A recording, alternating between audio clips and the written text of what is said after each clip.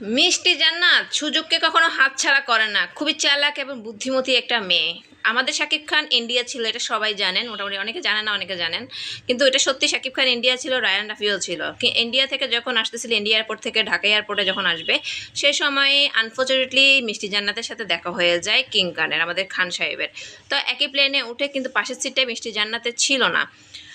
সে পাশের সিটে বসে দুইটা সেলফি নিয়ে পরের সিট থেকে উঠে যায়। এটাই তার এখন মুখ্য সময়। সে ভাবলো যে এই ছবিটাই দিয়ে এখন আমি টাইম লাইনে থাকবো। আর খান সাহেব তো বরাবরই ভদ্র মানুষ, আর খান সাহেব তার না করতে পারতেছে না যে না আমি তুলবো না। মিষ্টি জান্নাত একটা সময় সে মানে শাকিব খানের সাথে একটা ভালো সম্পর্ক ছিল বা টুকটাক ভালো কথা হয় সহকর্মী হিসেবে বা ওই ইন্ডাস্ট্রির লোক হিসেবে, না করেনি, সেলফি তুলেছে। সে সেলফি নিয়ে সে পোস্ট করে আবার লাভ ইউ লিখেছে 3টা লাভ দিয়ে, মানে সে টাইম লাইনে থাকবে, হাইলাইট হবে, সে মানুষকে বুঝাবে শাকিব খানের সাথে তার টুইস টুইস চলতেছে। কিন্তু প্রচুর শাকিব খান কখনো এই ধরনের মেয়েদেরকে পাত্তাও দেয় না, জাস্ট চক্ষু লজ্জার কারণে, ভালো মানুষ হওয়ার কারণে না করতে পারে নাই, পাশে বসে ছবি তুলছে।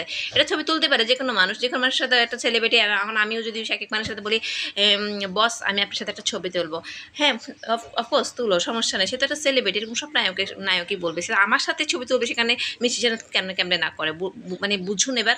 তাই এটা নিয়ে এত জলঘোলা করার কোনো দরকার নাই, আর এই বেডিতে টাইম লাইনে আনারও প্রয়োজন নাই। এই বেডির জায়গায় থাকুক। শাকিব খানের একমাত্র যোগ্য বউ এখনও বুবলি আছে, বুবলির সাথে এখনও ডিভোর্স হয়নি অফিসিয়ালি আগে শাকিব খান ডিভোর্স দিবে, ফেসবুকের মধ্যে বলবে যে বুবলিকে আমি ডিভোর্স দিয়ে দিচ্ছি, আমাদের ডিভোর্স হয়ে গিয়েছে, তারপরে বিয়ের মতন একটা কোনো জায়গায় আবদ্ধ হবে। না হলে কিন্তু বাংলাদেশে আমরা প্রেস ক্লাবে মানববন্ধন করবো, এমনকি আমরা শাহবাগে আন্দোলন করব।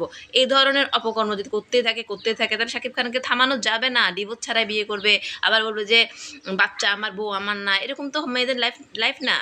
এভাবে ডিভোর্স কমপ্লিট করার পরে তারপর শাকিব খান বিয়ে করতে পারেন না, এর আগে করতে পারেন না। মিষ্টি জান্নাতের সাথে ছবি তুললে কি বিয়ে হয়ে গেছে বা বাচ্চার মা হয়ে যাচ্ছে? শাকিব খানের এমন একটা জীবন হয়ে গেছে, এখন কোনো নারীর সাথে ছবি তুললে তার বউ, তার সে বাচ্চা আনতেছে।